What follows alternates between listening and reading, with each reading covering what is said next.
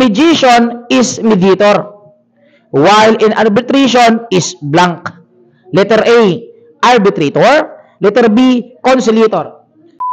So ayun, nandito tayo sa ating random criminology quiz, which is magtatanong pa rin tayo ng mga criminology topics sa ating mga future criminologists. But the essence of the video is at least po nakatulong tayo sa ating mga followers as well as nare-refresh po yung mga knowledge nila sa criminology po natin. And syempre, ay makuha silang kunting prize, but kunti lang po yun. Pero bago yan, pakilala muna tayo. Ako nga pala si Carlo B. Pacala from Salazar Main Campus. Ako pala si GB Verano from Mother Dios, Tayan, Cebu. Okay, so yun.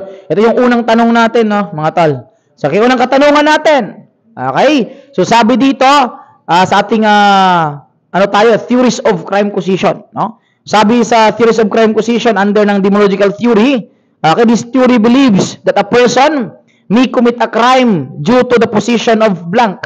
So, ulitin ko.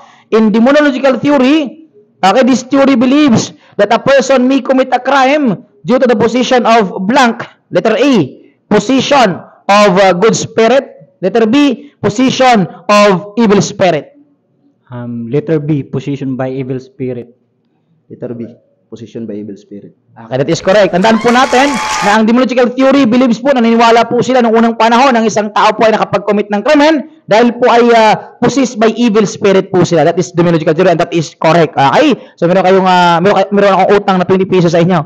Siyempre sa pangalawang tanong natin, para sa total of 50 pesos pag natama po natin to. Ang pangalawang tanong natin is punta tayo sa ating alternative dispute resolution na kung saan marami po tayong mga proseso na ginagamit para ma-end po natin or ma-resolve po natin yung mga conflict po between two parties. Meron tayong tinatawag na arbitration, may mediation, conciliation, tsaka etc. Now, ang tanong ko sa inyo ganito. In mediation proceeding, the person conducted mediation is called mediator. While in arbitration, the person conducted arbitration is considered blank. Ulitin ko, in mediation is mediator, while in arbitration is blank. Letter A, arbitrator. Letter B, conciliator. Letter A, arbitrator.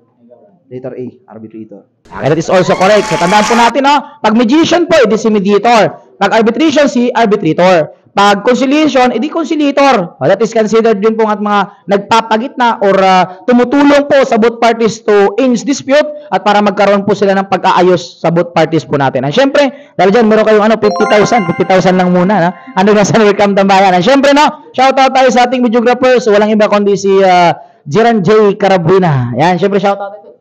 Shoutout sa mga Salazar student dyan sa main campus. Kayo naman ang susunod na magiging R-Crim. Shout out nga pala sa mga aspirant criminologists dyan. Magsipag lang tayo. Siyempre, shoutout si Bersi Cebu. Okay, tikit.